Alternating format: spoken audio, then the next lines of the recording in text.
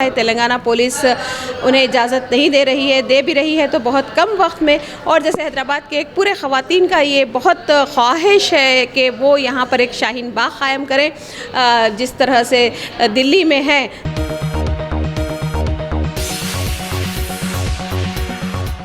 आदाब नाजरीन, IND today के ख़बरनामे में आपका खैर मकदम है। हर खबर है ख़ास, उन ख़ास खबरों में से हमने आपके लिए कुछ समेट कर लाई है कुछ खास खबरें। देखते हैं ये खबरनामा। अगर आपने हमारे चैनल को सब्सक्राइब नहीं किया है तो आपको यहाँ सब्सक्राइब बटन दिख रहा है, उसे क्लिक करिए और सब्सक्राइब कीजिए और साथ ही साथ बेल आइकॉन को भी क्लिक करिएगा जिससे कि आपको ताज़ा अपडेट मिलते रहें।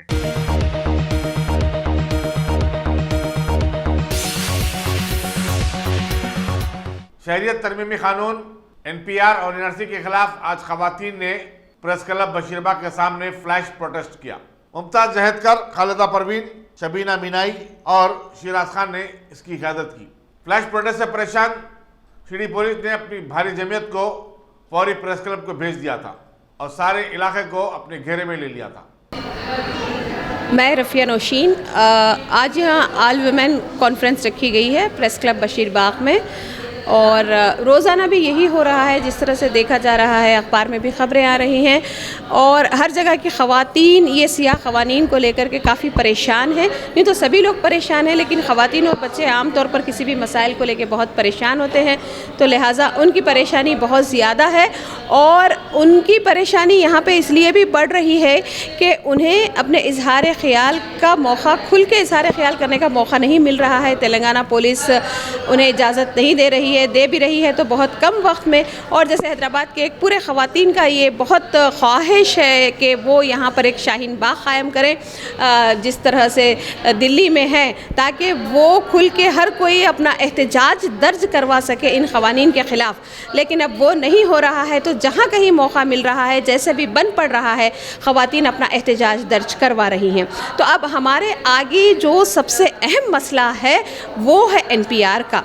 तो NPR जो 1 अप्रैल से शुरू हो रहा है, यहाँ पर ये बात समझने वाली है कि ये जो 3 सियाह क़वानीन हमारे मुल्क में लागू किए गए हैं, इसके पीछे मकसद यही है कि फिर से जो है मनुस्मृति का दौर वापस लाया जाए, ब्राह्मणवाद को वापस लाया जाए, जहाँ पर गरीबों को, आदिवासी को, दलितों को, इन सब को जो है फिर से ग़ुलामी की ज़िंदगी दे दी जाए और उन्हें अपना ग़ुलाम बनाकर रखा जाए। तो ये इसके साथ मुसलमानों को भी, मतलब ये कहा जा सकता है कि मुसलमानों को भी जो है इसके साथ निशाना बनाया जा रहा है और इसके पीछे मकसद यही है कि वो भारत को हिंदू राष्ट्र बनाना चाहते हैं। इसीलिए यहाँ के अवाम में बहुत गुस्सा पाया जाता है और वो एहतजाज करना चाह रहे हैं। तो CAA के लिए भी थोड़ा सा वक्त है, लेकिन अब हमारी पूरी कोशिश, हमारा एहतजाज NPR के लिए है। हम हुकूमत तेलंगाना से गुजारिश करते हैं, CM साहब से और सारे पॉलिटिकल पार्टी से गुजारिश करते हैं कि वो यही कोशिश करे कि यहाँ पर NPR लागू न हो, क्योंकि अगर ऐसा होता है तो फिर यहाँ के सारे अवाम बहुत ही मुश्किल में आ जाएंगे और उनकी शहरियत का मसला खड़ा हो जाएगा, क्योंकि NPR सीधा लीड करेगा NRC को और फिर NRC लीड करेगा CAA को। तो ये NPR जो है जड़ है, बुनियाद है CAA की। लिहाजा और अवाम को क्या करना है, इसके लिए मैं गुजारिश करूँगी सभी से कि तमाम अवाम एकजुट हो जाए। अब ज़रूरत इस बात की है कि हर महल्ले में एक महल्लावारी कमेटी क़ायम की जाए और आपस में एक दूसरे के नंबर सब लोग रखें। और जब अब अगर पहले तो हमारी कोशिश यही है कि किसी भी तरह से NPR रुक जाए और उसी के लिए ये सारा एहतजाज हो रहा है, रियासती हुकूमत पर दबाव भी इसीलिए हो रही है और यही कोशिश है कि NPR लागू न हो। लेकिन अगर किसी तरह से ये हो जाता है तो तब हमारे पास एक ही काम रह जाता है अमल करने के लिए, और वो है सिविल डिसओबीडियंस, यानी अदम ताउन की तहरीक जो गांधी जी ने भी चलाई थी, उसी के तहत हमें अमल करना है। उसके लिए महल्ले में कमेटीज़ क़ायम करना है और वो कमेटीज़ NPR अपने महल्ले में होने नहीं देंगे और उसके लिए मालूमात फराहम करने से बिल्कुल या साफ तौर पर इनकार कर देंगे।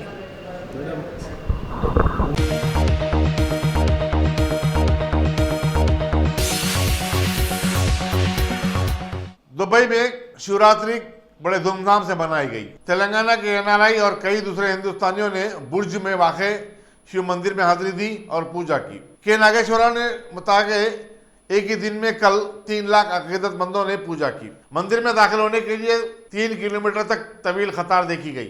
मंदिर के वॉलंटियरों और दुबई पुलिस ने इस फेस्टिवल के लिए वसीतर इंतजाम किए थे। दुबई की शिवरात्रि तकरीब में शिरकत के लिए लोग कुवैत और दूसरे पड़ोसी ममालिक से भी आए थे। मुत्तहदा अरब इमारात में ये ही शिव मंदिर है जो कि गुजराती और सिंधी ताजर बिरादरी ने 1958 में कायम की थी।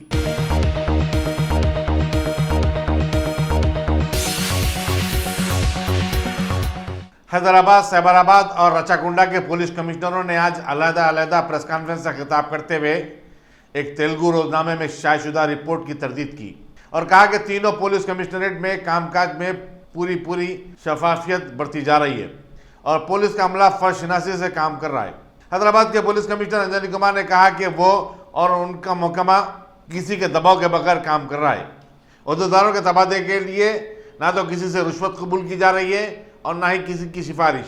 अंजनी कुमार ने कहा कि गुज़श्ता साल उनकी क़यादत में सिटी पुलिस ने असम्बली और पार्लियामेंट के पुरअमन इंतखाबात करवाए और इसके लिए उनको अवार्ड भी मिला है। कमिश्नर पुलिस ने कहा कि वो इस अखबार और रिपोर्टर के खिलाफ कानूनी चाराजोई करने से भी गुरेज नहीं करेंगे। सैबराबाद के कमिश्नर सीबी सज्जनार और रशाकुंडे के कमिश्नर पुलिस कमिश्नर महेश भगवत ने भी अखबारी रिपोर्टों की तरदीद की। इसी दौरान पुलिस ऑफिसर्स एसोसिएशन ने भी तेलुगु रोजनामे में शायशुदा रिपोर्ट की मजम्मत की।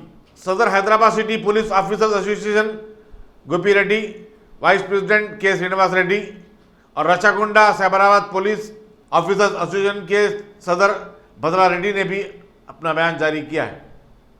सबको मालूम है और मुझे बहुत इस बात का खुशी है कि आप लोग हर समय इसका एनकरेजमेंट करते हैं। जब भी कोई नई चीज इंट्रोड्यूस होती है सबसे पहले हम लोग मीडिया को बताते हैं। वो इसलिए कि आपका पहुंच बहुत ज्यादा है, आपका रीच बहुत ज्यादा है। जहां कोई व्हाट्सएप नहीं पहुंचता है वहां आपका अखबार पहुंचता है, जहां कोई ईमेल नहीं जाता है वहां आपका चैनल रहता है और एक बहुत पॉजिटिव कंट्रीब्यूशन रहा है आपका हमेशा। आज तेलंगाना स्टेट का अगर वर्ल्ड में एक अच्छा नाम है तो उसमें मीडिया और प्रेस का बहुत इंपॉर्टेंट कंट्रीब्यूशन है। ऐसे माहौल में दोस्तों, क्या आप चाहेंगे कि एक या दो ऐसा रिपोर्टर जो एक कॉमन कलर से पूरे स्टेट को कलर कर दे, पेंट कर दे, डिपार्टमेंट को पेंट कर दे? ये इट इज इररिस्पांसिबल रिपोर्टिंग। किसी ने लिखा है कि पैसे लेकर ऑफिसर्स की पोस्टिंग होती है, पॉलिटिकल लीडर्स पैसे लेते हैं। बिल्कुल बकवास बात है ये। क्या एविडेंस है इसका? क्या प्रूफ है इसका? It is called irresponsible reporting. आज किसी ने लिखा कि प्रोसेशन और प्रोटेस्ट के लिए सीपी और एडिशनल सीपी में डिफरेंसेस है। क्या प्रूफ है इसका? ये क्या आपका हिडन एजेंडा है रिपोर्टिंग का? I want to know what is your hidden agenda of reporting. क्या आपने किसी ने कांटेक्ट किया मुझे या हमारे एडिशनल सीपी को without even consulting somebody else on hearsay you write? Is it responsible reporting? I don't think in my 30 years इतना irresponsible reporting हमने कभी देखा। कोर्ट में, हाई कोर्ट के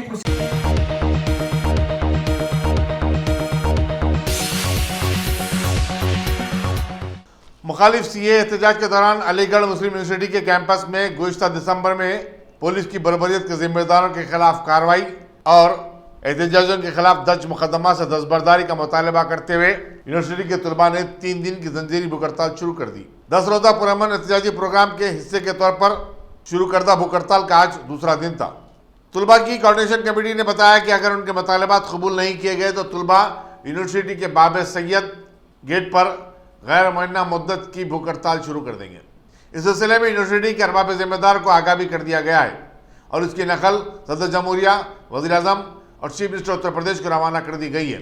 कमेटी के तर्जुमान फैसल हसन ने बताया कि उनका अहम मुतालबा 15 दिसंबर को तशद्दुद और तोड़फोड़ में मुलविस पुलिस वालों के खिलाफ FIR की इजराई है। उन्होंने कहा कि चीफ मिनिस्टर एक अहम दस्तूरी ओहदे पर फायज हैं। अगर उनके पास तुलबा की जानिब से इश्तियाल अंगेजी का कोई सबूत है तो वो अदालत में पेश करें। हमने तो हमारे पास मौजूद तमाम शवाहिद कोर्ट में दाखिल कर दिए हैं। इसी दौरान ईदगाह ग्राउंड पर गुज़िश्ता 3 हफ्तों से एहतजाजी धरना देने वाली खवातीन ने कोतवाली पुलिस स्टेशन के बाहर धरना दिया। उन्होंने कहा कि पुलिस ने उन्हें शामियाना डालने की इजाजत नहीं दे रही है। सीनियर अहदेदारों ने वहां पहुंचकर धरना देने वालों को समझा बुझाकर मुंतशिर किया।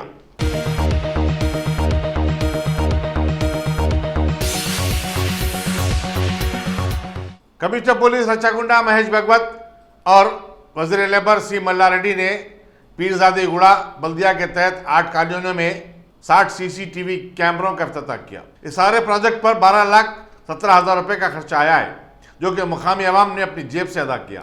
तकरीब के मौके पर बोडुप्पल और पीरजादी गुड़े के मुकामी लोगों ने भी मजीद CCTV कैमरों की तनसीब के लिए अपना अतिया दिया। पीरजादी गुड़े के mayor G Venkat Reddy, ACP Malkajgiri Narasimha Reddy, inspector Medipally Sridhar Reddy और दूसरे भी इस मौके पर मौजूद थे। తర్వాత ఆల్రెడీ మన ఈ నారపల్లి అక్కడి నుంచి గట్కేసర్ దాకా ఈ ఇన్ఫోసిస్ ఫౌండేషన్ తరపున వాళ్ళు 200 దాకా కెమెరాస్ పెట్టడం జరిగినాయి. ఆ 200 కెమెరాస్ వల్ల ఈ రూట్లో మీకు తెలుసు ఇక్కడ చాలా హిట్ అండ్ రన్ యాక్సిడెంట్ అవుతున్నాయి. యాక్సిడెంట్ చేసి వాళ్ళు పారిపోతున్నారు. సో ఎవరు చేశారు యాక్సిడెంట్ మనకు తెలీదు. సో పక్క ఆ కెమెరా వల్ల లైవ్ మానిటరింగ్ ఉంది కాబట్టి ప్రతి వెహికల్ ఇప్పుడు డెఫినెట్లీ ఆ నంబర్ ప్లేట్ అది రికార్డ్ అవుతుంది. కేసెస్ కూడా మనకు పక్కా డిటెక్ట్ కావచ్చు. అదే కాకుండా ఈ కెమెరా మీ అందరికీ తెలుసు మా పోలీస్ సంఖ్య అంటే చాలా తక్కువ ఉంది. ప్రస్తుతం మా కమిషనరేట్లో 42 లక్షల జనాభా ఉంది. మా సంఖ్య అంతే 4,000కి తక్కువ ఉంది. సో ఈ 1 పోలీస్ టు పాపులేషన్ రేషియో చాలా తక్కువ కాబట్టి ఈ పరిస్థితిలో ఈ ప్రతి కేసు క్రైమ్ ప్రివెన్షన్ నేర నియంత్రణ కావచ్చు, నేర పరిశోధన కావచ్చు, ప్రతిదానికి సీసీటీవీ కెమెరా అంటే మాకు చాలా పనికి వస్తున్నాయి. ఏ కేసు కానీ ఇమీడియట్లీ మనం ఫస్ట్ అంటారు అక్కడ CCTV కెమెరా ఉందా లేదా. లేటెస్ట్ చెప్తాను, మొన్ననే ఇక్కడ డిమార్ట్ కూడా గొడవ అయింది వనస్థలిపురంలో. ఒక అబ్బాయి అక్కడ ఆయనకు షాప్ వాళ్ళు కొట్టారు కాబట్టి ఆయన చనిపోయినారు అని వాళ్ళ అలిగేషన్స్ ఉన్నాయి. సో ఇమీడియట్లీ మన CCTV కెమెరా చూస్తే ఎవరు కొట్టలేదు అబ్బాయికి, అయినా అక్కడ అది గుండె నొప్పితో 18 ఇయర్స్ అబ్బాయి కూడా గుండె నొప్పితో అక్కడ అది చనిపోవడం జరిగినాయి. సో ఈ కెమెరా వల్ల మనం అందరికీ ఏం డౌట్ ఉంది మన మనసులో అన్నీ క్లియర్ అవుతున్నాయి. తర్వాత ఎవరు అమాయకులు ఉంటే డ్రైవర్ సపోజ్ ఇప్పుడు ఈ రోడ్లో ఏమైనా పెద్ద వెహికల్ ఉంది, ఎవరు రోడ్ దాటుతున్నారు, సడన్గా అక్కడ యాక్సిడెంట్ జరిగినాయి. యాక్సిడెంట్ వల్ల అదే లారీ కాబట్టి అదే డ్రైవర్ చేశారు యాక్సిడెంట్ అని మనం అందరూ ఏం చేస్తారు, డ్రైవర్ని పట్టుకొని కొడతారు. తర్వాత మళ్ళీ కెమెరా ద్వారా మనకు తెలిసిపోతుంది ఎవరిది ఆ వ్యక్తి ఎవరు రోడ్డు దాటుతున్నారు, ఆయన స్వయంగా ఆయన ఆత్మహత్య చేశారు అని కెమెరా ద్వారా మనకు తెలిసిపోతుంది.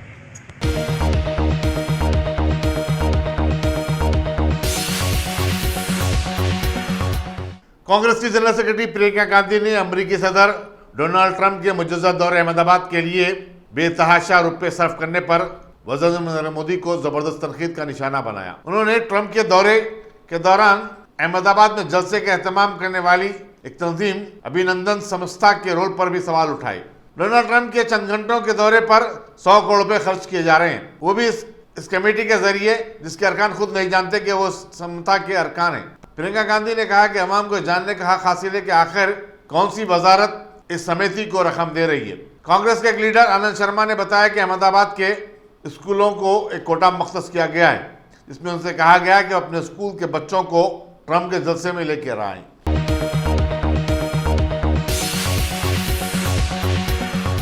A1 टाउनशिप की एक और नई पेशकश। जहांगीर पीर दरगाह से 2 किलोमीटर पहले मल्टीनेशनल कंपनीज के करीब, जो कि बिल्कुल आबादी से लगा हुआ, बेंगलोर हाईवे से सिर्फ 5.5 किलोमीटर, बीटी रोड से लगा हुआ, तमाम डेवलपमेंट के साथ 5,50,000 में 100 गज का प्लॉट। A1 टाउनशिप में आपका ये छोटा सा इन्वेस्टमेंट आपका और आपके बच्चों का मुस्तकबिल बदल सकता है। आज ही तशरीफ लाएं और A1 टाउनशिप के इस प्रोजेक्ट से फायदा उठाएं। Office at pillar number 235, opposite fisheries department, Rajendra Nagar, Hyderabad.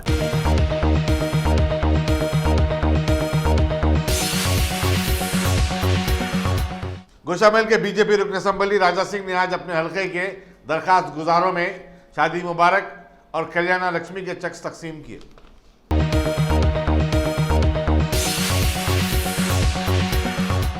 रियासती वज़ीर दाखिला महमूद अली ने तेलुगु रोजनामे में पुलिस के खिलाफ शाये करदा रिपोर्ट को मनगढ़ंत करार दिया।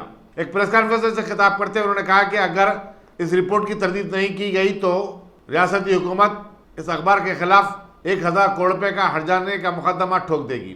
उन्होंने कहा कि अखबारी रिपोर्ट से पुलिस के हौसले पस्त हुए हैं। तेलंगाना पुलिस की पूरे मुल्क में तारीफ हुई है और उसने कई अहम और हसास मामलों को बड़ी तेजी के साथ हल किया है। वज़ीर दाखिला महमूद अली ने प्रिंट और इलेक्ट्रॉनिक मीडिया से अपील की कि वो बेबुनियाद रिपोर्ट शाये करने से गुरेज करें। बहुत अहमियत की हामिल है। मीडिया में जो भी न्यूज आती है लोग पढ़ने के बाद उसका इमेज आता है। तो मीडिया में जो न्यूज आती है तो न्यूज हकीकत पे होगा। अगर मीडिया में न्यूज जो है एक अंदाजे से लिखी जाए या जो भी आपका तबसरा लिखा जाए या ऐसे किसी तरीके से विदाउट प्रूफ कोई न्यूज लिखने से उसमें मसाइल पैदा होगा। और पुलिस डिपार्टमेंट यकीनन तेलंगाना बनने के बाद बहुत अच्छी तरीके से काम कर रही है। आज इंडिया में नंबर 1 पुलिस तेलंगाना पुलिस है। आप देखते होंगे तेलंगाना में जो भी क्राइम होता है इमीडिएट उसको अरेस्ट किया जाता है विद इन आवर्स में। आज चेन स्टिंग उत्तम खत्म हो चुका है तेलंगाना से। पुलिस पेट्रोलिंग बहुत ज्यादा कर रही है, बहुत इफेक्टिव काम कर रही है। छोटे से बातें गैर जरूरी की बातें लिखने में पुलिस का इमेज लोगों के सामने खराब होता है, जिसकी वजह से पुलिस को काम करने में तकलीफ होती है। जो पुलिस अच्छी तरीके से रात दिन अवाम की हिफाजत कर रही है, लैंड ऑर्डर कंट्रोल कर रही है। हैदराबाद तेलंगाना बनने के बाद इतना भी दंगा फिसाद नहीं हुआ हैदराबाद में।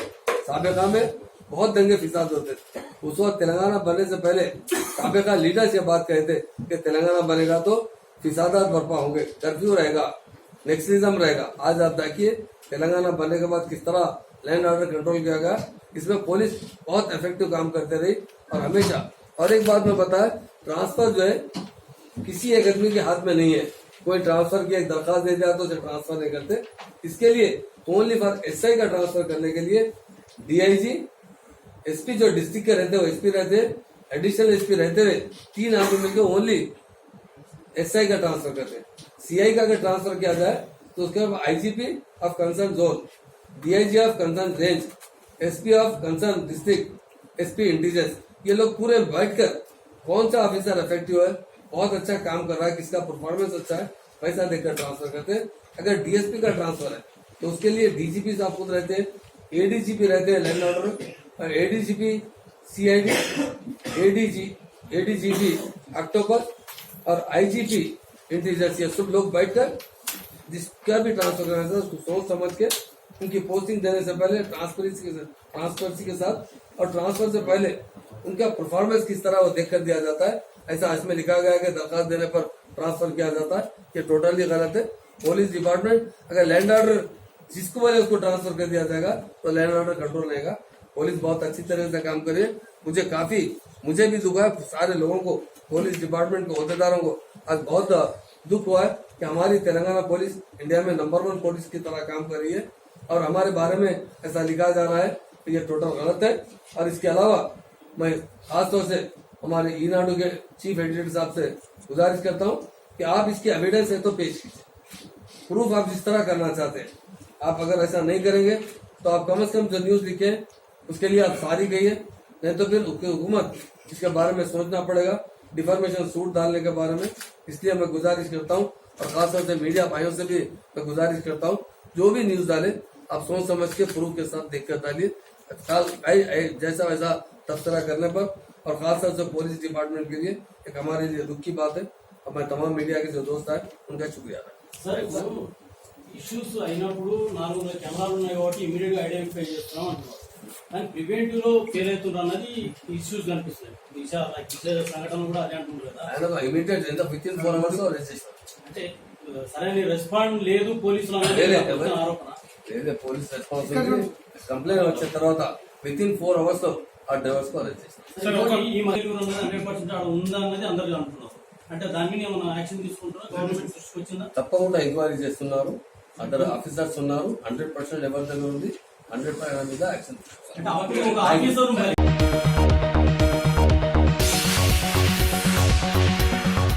मरकजी हुकूमत ने किसानों की मदद के लिए आज 50,800 करोड़ रुपए जारी किए हैं। प्रधानमंत्री किसान सम्मान निधि का गुज़श्ता साल 24 फरवरी को आगाज हुआ था, जिसके तहत किसानों के खातों में रास्त तौर पर 3 किस्तों में 6,000 रुपये जमा किए जाएंगे। वजारत ज़राअत के मुताबिक इस स्कीम से 16 करोड़ किसानों को फायदा होगा।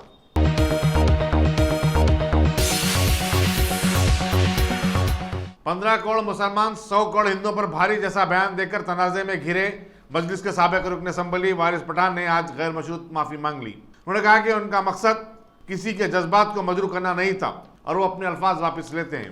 बम्बई में एक प्रेस कॉन्फ्रेंस से खिताब करते हुए वारिस पठान ने वजाहत की कि उन्होंने गुलबर्गे में अपनी तकरीर में मुल्क के हिंदुओं के खिलाफ कुछ नहीं कहा था। उनके कहने का मतलब यह था कि 15 करोड़ मुसलमान उन 100 अफराद पर भारी हैं जो शाहीन बाग के एहतजाज को सबोताज करने के लिए कोशा हैं। उनमें बात मीडिया चैनल्स भी शामिल हैं। दिनों से दिन और रात मेरे ताल्लुक से जो भी मीडिया में खबरें दिखाई जा रही है उसे एक ऐसा भ्रम तैयार किया जा रहा है मानो मैं देश विरोधी हूँ और दूसरे धर्म विशेषकर हिंदू धर्म के लोगों के खिलाफ। 25 फरवरी को कर्नाटका के गुलबर्गा शहर में सीए और एनआरसी के खिलाफ एक जलसे में मैंने जो कहा कि हम 15 करोड़ 100 पर भारी है, उसका कतई ये मतलब नहीं होता कि मैं हमारे देश के हिंदू भाइयों के खिलाफ मैं ये जुमला कहा, बल्कि मेरे बोलने का मकसद बस इतना था कि सीए के नाम पर 15 करोड़ मुसलमान नाराज हैं, साथ ही संविधान में विश्वास रखने वाले दूसरे धर्म और जाति के लोग भी शामिल हैं, विरोध कर रहे हैं। झांसी की रानी की तरह हमारी शेरनी जैसी बहनें आज 1.5 महीने से सड़क पर बैठकर अपना विरोध जता रही है। फिर भी इस देश के महज 100 लोग ही ऐसे हैं जो 15 करोड़ मुसलमानों के खिलाफ साफ दिखाई दे रहे हैं, चाहे फिर वो आरएसएस के हो, बीजेपी के हो, बजरंग दल के हो या अन्य किसी पार्टी या संगठन के हो। मैंने इन्हीं की तरफ इशारा करते हुए कहा था कि हम 15 करोड़ ये 100 पर भारी है।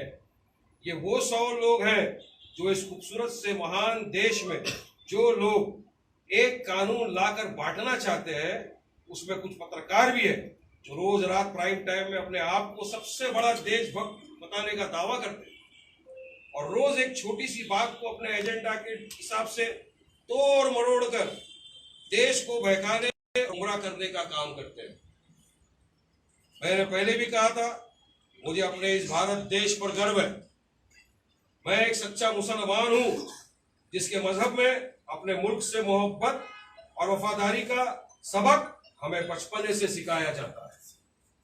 I am a true Indian Muslim and no one can challenge or raise questions about my love and respect towards this great nation and the people who live here, whether they are Hindus, Dalits, Sikhs, Parsis or anyone. मैं कभी भी किसी धर्म की आलोचना नहीं की है। मैंने सभी धर्मों का आदर किया है और करता हूं और इन धर्मों के मानने वालों की इज्जत करता हूं। The beauty of this great nation is pluralism and secularism. हमारे आपस में मुद्दों पर विवाद हो सकता है और लोकतंत्र में ये होना भी चाहिए, जिसका अधिकार हमें डॉक्टर बाबा साहब आम्बेडकर के संविधान ने दिया है। मैं एक बार फिर से साफ कर देना चाहता हूं कि मैंने ऐसा कोई बात नहीं की जिसका मतलब गलत तरीके से निकालकर मुझे निशाना बनाया जा रहा है। इसमें राजनीतिक षड्यंत्र के जरिए मुझे और मेरी पार्टी को बदनाम करने की कोशिश की जा रही है। इसके बावजूद अगर मेरे किसी शब्द से किसी को ठेस पहुंची है तो मैं अपने शब्द वापस लेता हूं, सिर्फ इसीलिए कि मैं इस देश का एक सच्चा नागरिक हूं और गर्व करता हूं अपने आप को भारतीय कहने पर। जय हिंद। स्क्रिप्ट जो है पार्टी की तरफ से आई, आपके अल्फाज किसी की भावना को अगर हर्ट हुआ तो वाजपेयी आप अपोलोजाइज कर रहे हैं क्या? माफी मांग रहे हैं या तो बाद में आके आप माफी मांग रहे हैं जिस तरीके से मीडिया और मैंने आपको स्टेटमेंट दे दिया माफी मांग रहे हैं क्या आप स्टेटमेंट को वितर्क आपको जो समझने का है, वारिस पठान ने बड़े साफ शब्दों के अंदर कह दिया है कि हम ये उनके शब्द वापस ले रहे हैं एंड हम आप सभी लोगों से अनुरोध करते हैं, इस देश के अंदर और भी बहुत गंभीर विषय है, उन विषयों के ऊपर आगे हम चर्चा करेंगे, देश को आगे बढ़ाने के लिए हम चर्चा करेंगे।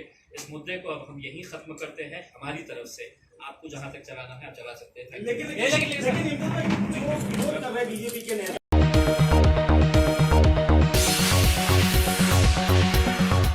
चीन में कोरोना वायरस से मरने वालों की तादाद 2345 हो गई है, जबकि इस मर्ज से मुतासरा अफराद की तादाद 76,280 तक जा पहुंची है।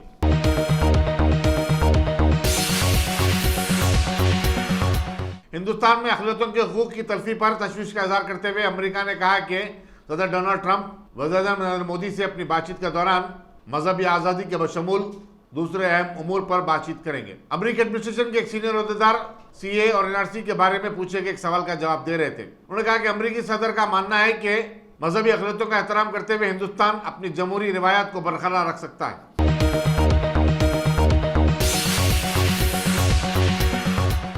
नायब सदर जमहूरिया वेंकैया नायडू ने Jaishankar Telangana state agriculture university में एग्रीटेक साउथ की दूसरी सालाना कॉन्फ्रेंस का खिताब किया और ज़राअत को एक पेशे के तौर पर अपनाने की वकालत की। उन्होंने कहा कि लोगों की दिलचस्पी अब ज़राअत से कम होती जा रही है, चुनांचे लोगों को इस जानिब राग़िब करना चाहिए। वज़ीर ज़राअत निरंजन रेड्डी ने कहा कि किसानों के लिए रियासती हुकूमत की तरफ से शुरू करदा स्कीमों से किसानों को बहुत फ़ायदा हो रहा है। Vice chancellor doctor V Parveen ने खैरमकदम किया। Academic experts, staff of this university and my dear students, I am really very happy to be amidst you all today this morning. One, I like to interact with the youngsters of the country, and this is all the more dear to my heart because this is about agriculture. Agriculture is our basic culture.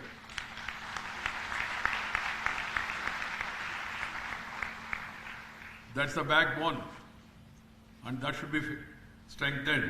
I'm not going to speak in detail about what about agriculture, what is the present state of affairs, what is the background, you are all aware of it. I would like to focus only on one main aspect, because we're all experts sitting here, and we also have fortunately farmers also. They have been called for this conference, good, because they are the real stakeholders. The challenges for the agriculture. Agriculture is becoming non-sustainable, and people are trying to leave agriculture in search of other vocations. How to make it more attractive, sustainable, that is the challenge before all of us. But at the same time, science and technology and research has thrown some opportunities. So understand, identify the challenges, and then apply the methods, and then supply it to the people, and then take the agriculture forward. That is the way forward. I am happy I have gone through the agenda of this conference in detail, various aspects, various challenges that are being discussed by various experts. I am very happy about it. నాకు చాలా సంతోషంగా ఉంది ఈరోజు ఈ ప్రాతకాలాన బయలుదేరి వచ్చి ఇక్కడికి ఈ ప్రతిష్టాత్మకుడి యొక్క ఆచార్య జయశంకర్ గారి యొక్క విశ్వవిద్యాలయంలో మీ అందరినీ కలుసుకోవడము, మీతో కాసేపు సమయం గడపడము, వ్యవసాయాన్ని గురించి, దానివల్ల వచ్చే ఫలసాయాన్ని గురించి, మనం అందించాల్సిన సహాయాన్ని గురించి చర్చించడం నాకు చాలా సంతోషంగా ఉందని మీ అందరికీ నేను మనవి చేస్తున్నాను. ఈ ప్రదర్శన exhibition is also will be very useful for better understanding, to know the better practices. And I also would like to compliment the Telangana government the Vice Chancellor of this university, and also the Confederation of Indian Industry, the South, for coming together to hold this Agritech at an important juncture of the country's forward movement. దేశ జనాభా పెరుగుతూ ఉంది, ఉత్పత్తి కూడా పెరుగుతూ ఉంది. కానీ దాంతో మనం సంతృప్తి పడకూడదు. ఎందుకంటే జనాభా పెరుగుదల వేగం ఎక్కువగా ఉంది, ఉత్పత్తి అనుకున్నంత స్థాయికి మనం చేరలేకపోయాం. Recently I have been to Vietnam, and 15 days back Vietnam Vice President called on me here again. Our scientist Dr. Swaminathan, we have introduced paddy to Vietnam. Good. You know what is the position? Production in Vietnam is 10 times more than our production. Coffee we have introduced to Vietnam. Their production levels are very high. Why?